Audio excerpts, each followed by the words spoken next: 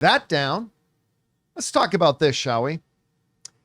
Last night, the new episode of Last of Us season 3, or season 2, episode 3, came out last night. Of course, it's following hot on the heels of the Joel death stuff. And what would they do with this episode? Now, whenever you say Last of Us and episode 3, obviously you think a lot about the season 1, episode 3, which I contend might be the single best episode of television in 10 years.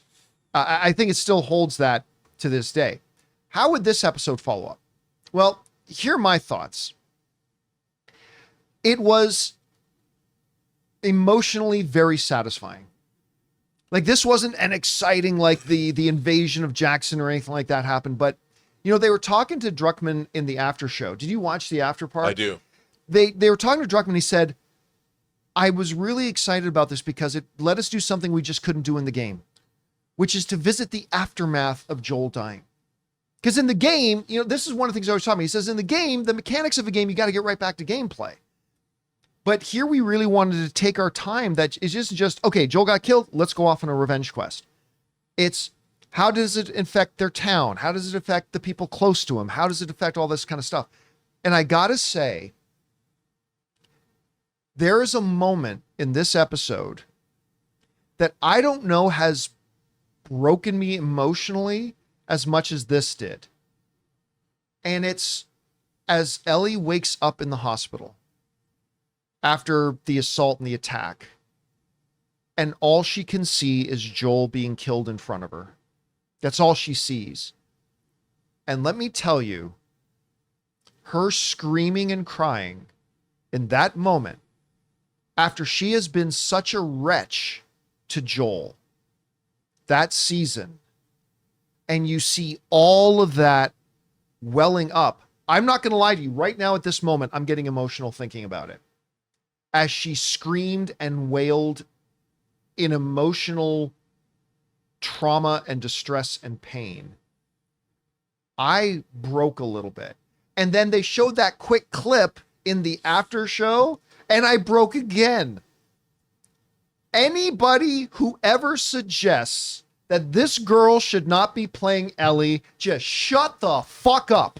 Because in this moment, like, it was the highlight of the season for me. Listen, the whole gate crashing down with the infected on top of Abby, the whole invasion of Jackson, like all the other, that's all great. This has been the best moment, single moment I think this show's ever had. It moved me. It was incredible. And then I'll tell you what, the speech she gave at the city council was wonderful. Not framing it not as we need to go get these guys. It's like, this is how we protect ourselves by making sure justice is carried out. Because if justice ain't carried out, we're exposing everybody here to more of the same. And the way they framed it, I love the changes they made from the game to this story-wise. Again, I'm going to say this. It is my least favorite episode of the season so far. But I've really liked the season so far. And I just thought this was a very emotionally satisfying one. It was a total change of gears from the last episode. And anybody who goes into it just looking for more shooting the heads off of infected and blah, and the action and the explosions, maybe this won't be for them, but I found it very satisfying.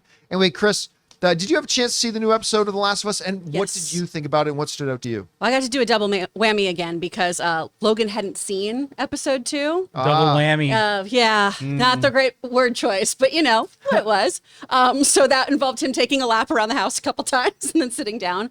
This episode was powerful, but also kind of almost like a palate cleanser that we sort of needed. That's a good way to put it. We needed this emotional beat A quiet so we moment. could reset. Exactly. Yeah. Game of Thrones did well at that. Yeah, HBO has always been really great about that kind of pacing, and it's something I really commend them on. And one of the things that I really took note of here too is just how much beauty you see in this episode. The landscape shots. Oh my God! And then the graveyard. The graveyard is a stunning. I mean, that is That cinematography this is a beautiful, beautiful frame. Oh, yeah. By the way, all shot up in Canada, Yeah. up in Alberta, Canada. I mean, This is really, gorgeous. really gorgeous. Look at the cinematography. I It's like so that in well the after done. show, they actually focused on the cinematographer. Yeah. Because, like, the shooting in this the visually cinematography has been phenomenal. incredible. It's so great. And I love that, you know, the point of this episode really too is to get us as the viewer on board with we're moving on from Joel. I mean, we have heard that we are going to get some flashbacks or things like that because Yeah. they don't want to work in a completely linear timeline. But it is this kind of setup of, do we believe that Ellie can lead this show? And my takeaway from this was yes. It can absolutely follow her. We can absolutely see this journey. She is such a tremendous actress. Her relationship with Dina is so compelling, and I do want to watch that pairing. And I just really love that we are set up with, this isn't a smart thing to go do. As no matter what Ellie wants to say about this being justice, not vengeance, it's not the smart move in this kind of world. The council is totally right. But you full-heartedly go, yeah, if someone did that to my dad, my found father, I'd absolutely be in the same boat of like, nope, no justice has to be served. And it's just so well executed. Again, not a great word, but this is a really beautifully done episode. The Rob? puns. Look, know. I agree. I thought this was a great episode. I love the scene with Catherine O'Hara watching the baseball game. Oh my God. When that- Joel's brother came over, you know, and they had that conversation.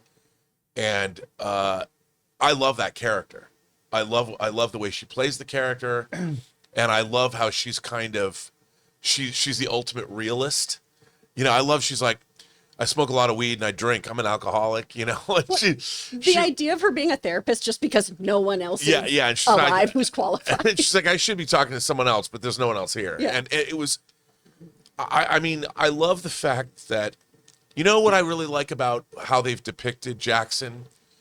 You know, when you're watching Walking Dead, one of the things about that show that bothered me is like, no one would act like this if human beings were at a premium. If the world is full of zombies and there's no human beings are going to act this way to other human beings because there's so few people left. And whereas in Jackson, the way they're depicting the remnants of humanity, I totally believe him.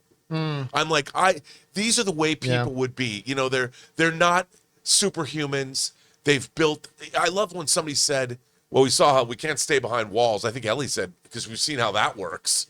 You know, like even though we've built these walls around us, it's not going to help us. You know, I really liked, and I think that's Robert Burke, the actor who played RoboCop after Peter Weller left in RoboCop 3. He was the old guy that gave him the horse Right, and stuff. yeah. I love that. I loved him too. I love when he stood up and said, look, man, you can't, we got to do this, you know, and we have to go get this kind of justice because this show, peak verisimilitude. I believe this show. And I love the fact that I believe this show because it's beautifully written. And all the changes they're making from the game have only accentuated it and made it more believable. I'm sure there's a lot of video gamers out there, oh, it should be just like this. I'm like, it can't be.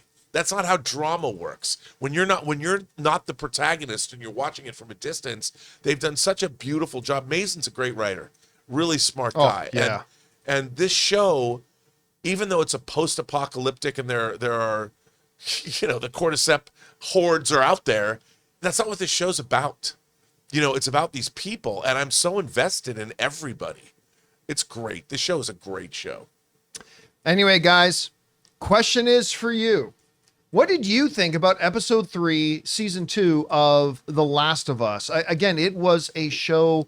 It was an episode, to your point, Rob, that they wanted to make sure you understood this is a show about these people. Yeah. And showing the effect on the town, the effect on various people, how they all mourn. I love the moment when Dina says, you know, I loved him too. And it's like that Ellie realizing, oh yeah, it's not just me. Other people hurt. And I love when Tommy says to her, don't assume to tell me about my own brother. Right. Like, right? Like that was like him putting his foot down and all. Like, again, I really enjoyed my least favorite of the season so far, but I still really enjoyed it. I thought it was really emotionally resonant with the most emotionally powerful moment I think the show's ever had. Anyway, guys, whatever you thought about it, jump down to the comment section below and let us know your thoughts. Hey guys, thanks so much for watching this video. Make sure you like the video, leave a comment, and subscribe to our channel. And don't forget, we have a daily podcast called the John Campea Show podcast, available on Apple Podcasts, Spotify, or your favorite podcasting app of choice. Go and subscribe to it today so it'll be there when you need it.